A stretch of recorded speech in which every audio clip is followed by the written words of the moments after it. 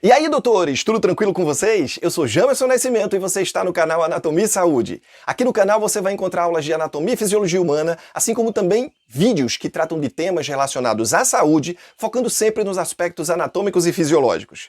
Na aula de hoje, nós vamos abordar as articulações. Vamos saber como se caracterizam as articulações e como elas se classificam, tanto do ponto de vista estrutural como do ponto de vista funcional. Será a primeira aula de duas que nós vamos disponibilizar aqui, falando sobre esse tema. Você sabia que aquele aquecimento, o aquecimento que nós fazemos antes dos exercícios físicos para evitar os estiramentos e as distensões musculares, além de servir para evitar essas situações, ele serve também para estimular a produção de líquido entre as articulações, evitando assim o estresse entre os ossos? Não sabia? Então depois da vinheta, eu aguardo você para saber um pouco mais sobre as articulações comigo.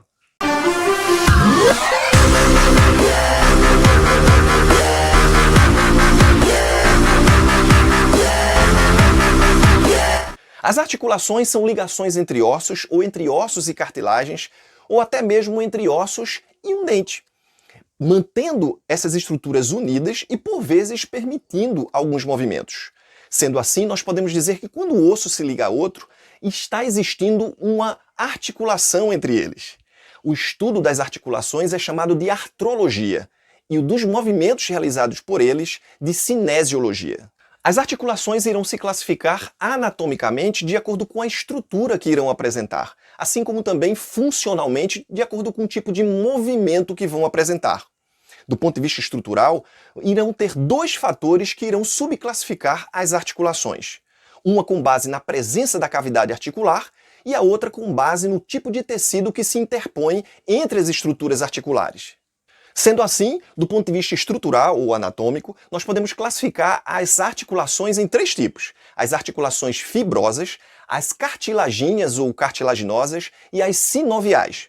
Neste vídeo, nós vamos nos ater a apenas os dois primeiros tipos citados, as fibrosas e as cartilaginosas. Nas articulações fibrosas, não vai haver a presença da cavidade articular, e os ossos se mantêm unidos através do tecido conjuntivo denso não modelado, rico em fibras colágenas.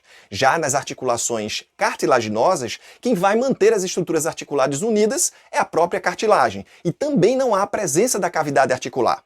Então observa aqui no quadro comparativo ao meu lado que entre esses dois tipos de articulação, o que vai se diferenciar é o tipo de tecido que se interpõe entre as estruturas articulares, já que tanto uma como a outra não vai haver cavidade articular. Do ponto de vista funcional, as articulações elas podem se classificar de acordo com o tipo de movimento que executam. E podem ser de três tipos. Pode ser do tipo sinartrose, quando não há movimento, um pouco movimento na articulação entre os ossos, como é o caso dos ossos do crânio.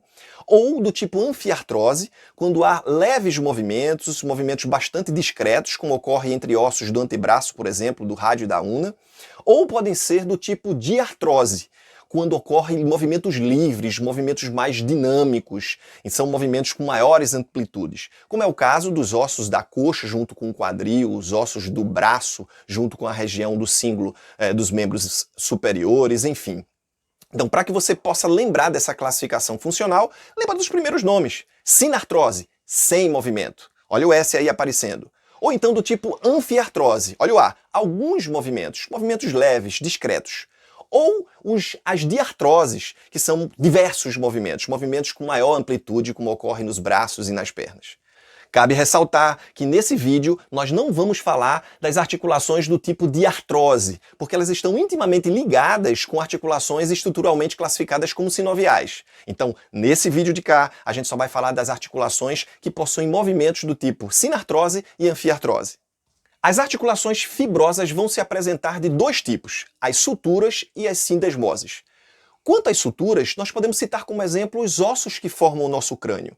Eles vão se articular entre um espaço muito curto entre as suas estruturas articulares. Então, nesse curto espaço, existem finas camadas de tecido conjuntivo denso não modelado que irão conferir uma certa elasticidade entre esses ossos, apesar de não possibilitar movimentos entre essas estruturas. Essa elasticidade vai conferir uma maior proteção, uma maior dificuldade quanto à potencialidade de ocorrer fraturas após um choque nessa região. Como não há movimentos entre esses ossos, movimentos significativos, então ela vai se classificar como sinartrose, ou seja, do ponto de vista funcional, é aquele tipo de articulação em que quase não há movimento. Já nas sindesmoses, nós vamos observar que as estruturas articulares, os ossos estão um pouco mais distantes uns dos outros, permitindo que o tecido conjuntivo denso não modelado se arranje em forma de feixe, fazendo a ligação entre essas estruturas, e assim permitindo um pouco mais de movimento. A gente pode citar como exemplo a articulação na porção distal entre a tíbia e a fíbula, ossos lá da nossa perna. Chamamos a atenção para dois tipos especiais de sindesmoses. Uma delas são as membranas interósseas, membranas que vão se dispor como feixes de camadas de tecido conjuntivo denso não modelado entre ossos longos, como os que existem entre os ossos do antebraço, o rádio e a una, e entre os ossos da perna, entre a tíbia e a fíbula. Como existe um maior espaço entre esses ossos, a gente vai perceber que essas membranas permitem um pouco mais de movimento entre esses ossos, se classificando funcionalmente como anfiartrose. O outro tipo especial de sindesmose é do tipo gonfose, que é uma articulação que existe entre os dentes e suas estruturas alveolares com a maxila ou com a mandíbula, tá? E aí, nesse caso, elas vão estar ligadas de uma forma em que não há movimentos ou há pouquíssimo movimento. Desse ponto de vista, a gente vai classificar funcionalmente como uma articulação sinartrose. Nas articulações cartilagíneas, ou também conhecidas como cartilaginosas, as estruturas que conectam os ossos nessa articulação será a cartilagem. E aí elas vão se apresentar de duas formas diferentes, ou seja, de duas maneiras. Ou formada por cartilagem hialina, ou formada por fibrocartilagem. No caso, quando ocorre cartilagem hialina, a gente vai dizer que é uma articulação cartilaginosa do tipo sincondrose. Ou, se apresenta uma fibrocartilagem, vai se classificar como uma articulação cartilaginosa do tipo sínfise.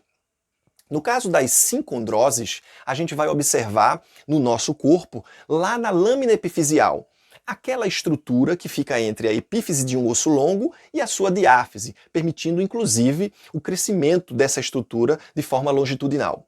Um outro exemplo que nós vamos encontrar no nosso corpo de sincondrose vai ser a articulação entre o primeiro par de costela que nós temos com o manúbrio lá do osso externo, localizado na região anterior da caixa torácica. Nas sínfises, nós vamos observar que as superfícies dos ossos que estão se articulando até têm cartilagem hialina. No entanto, entre essas superfícies vai se interpor um disco largo e plano composto por fibrocartilagem. É dessa forma que vai se caracterizar a sínfise.